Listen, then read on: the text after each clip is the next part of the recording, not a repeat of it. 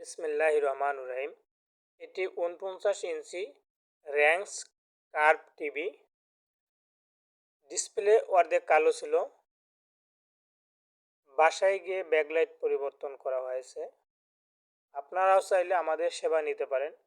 আমাদের mobile number 017146415118।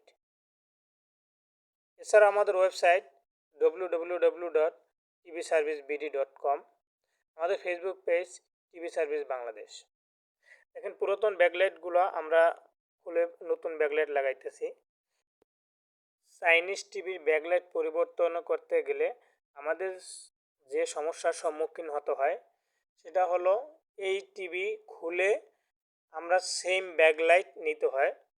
কারণ আমরা ব্যাকলাইট নিয়ে গেলে সেম হবে না, সেক্ষেত্রে কাটাকাটি করতে হয় অনেক সময়। সেই জন্য আমরা দুইজন কাজ করতে গিয়েছিলাম। প্রথমে খুলে তাকে স্যাম্পল পাঠিয়ে দিয়েছি। সে আমাদের সার্ভিস সেন্টার থেকে স্যাম্পল নিয়ে আবার কাস্টমারের বাসায় আসছে। আমরা ব্যাকলাইটটা পরিবর্তন করতে এসে দেখেন পুরোটাই অরিজিনাল সেম ব্যাকলাইট আমরা লাগাই দিছি, যাতে করে কোনো কাটাকাটি না করতে হয়।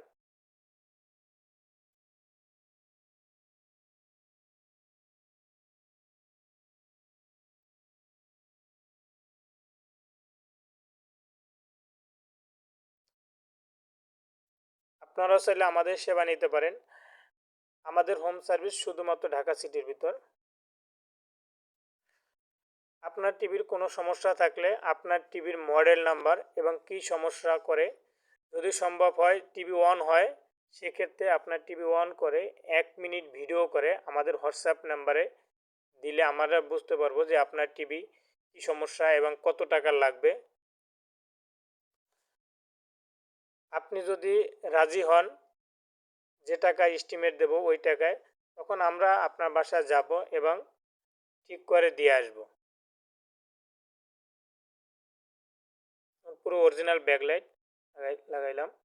আমরা এখন পাওয়ারটা দিয়ে এই অবস্থায় পাওয়ার দিয়ে ব্যাকলাইটটা চেক করব যে ব্যাকলাইট ঠিক আছে কিনা।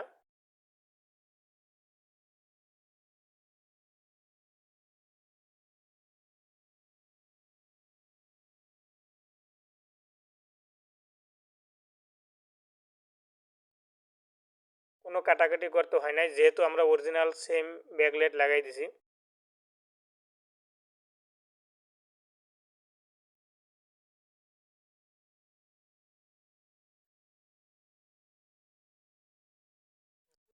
ব্যাকলাইট জ্বলছে, আলহামদুলিল্লাহ ব্যাকলাইট ঠিক আছে। এখন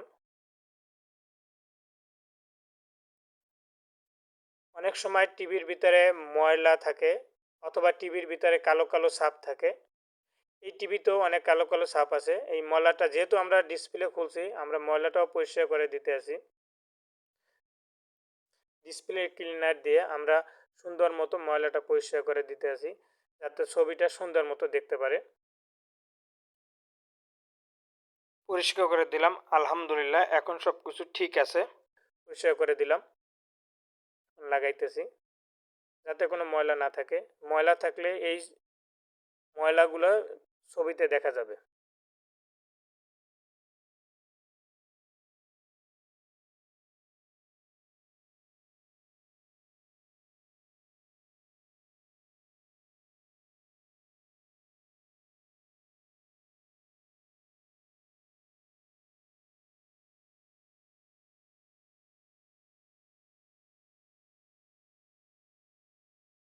সুন্দর মতো শীটটা বসালাম এবং উপরে একটা পোলারাইজার শীট থাকে সেটাও বসালাম। এই পোলারাইজার শীট বা রিফ্লেক্টর শীট যেটা থাকে, এইটা মূলত কাজ হলো আলোটা পুরো টিভিতে ছড়িয়ে দেওয়া।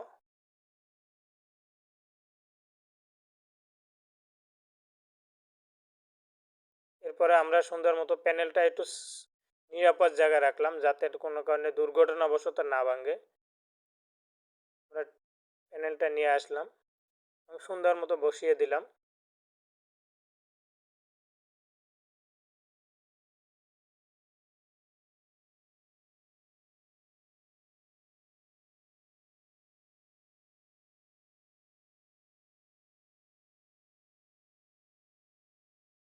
সাবধানে বসালাম যাতে কোনো কারণে দুর্ঘটনা কারণবশত প্যানেলটা না ভাঙে।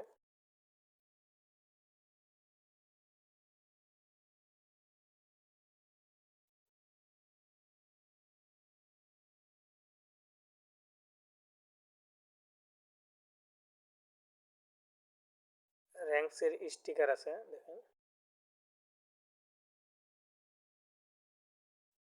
তারপর উপরে বর্ডারটা বসিয়ে সুন্দর মতো লকগুলো লাগিয়ে দিলাম।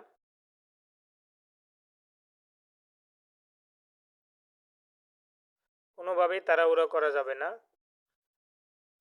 কারণ ব্যাকলাইট অথবা ডিসপ্লে পরিবর্তন করতে গেলে একটু সাবধানতার সহিত করতে হয়। এটি হচ্ছে এফএফসি কেবল।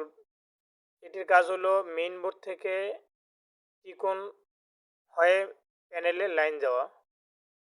এরপর পাওয়ার কেবল লাগালাম। এই অবস্থায় টিভিতে পাওয়ার দিয়ে দেখবো টিভি ঠিক আছে কিনা। আলহামদুলিল্লাহ র্যাঙ্কস লেখা আছে, ওকে টিভি ঠিক আছে। এরপরে ব্যাক কভার লাগালাম।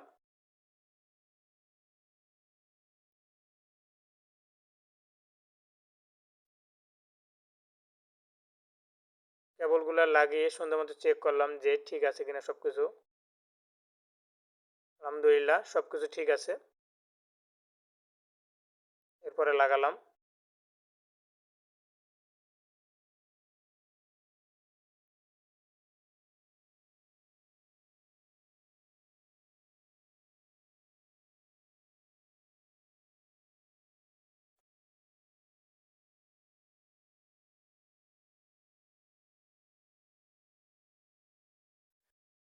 র্যাঙ্কস টিভি অথবা চাইনিজ টিভিতে অনেক স্ক্রু থাকে, আমরা সব স্ক্রুগুলো লাগিয়ে দিলাম। কোনো কারণে স্ক্রু মিসিং থাকে। এরপরে ওয়াল মাউন্ট লাগিয়ে আমরা টিভিটা ওয়ালে লাগিয়ে দিলাম। আলহামদুলিল্লাহ সব ঠিক আছে।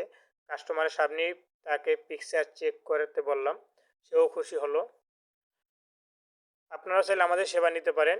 আমাদের মোবাইল নাম্বার 017146415118। আল্লাহ হাফেজ।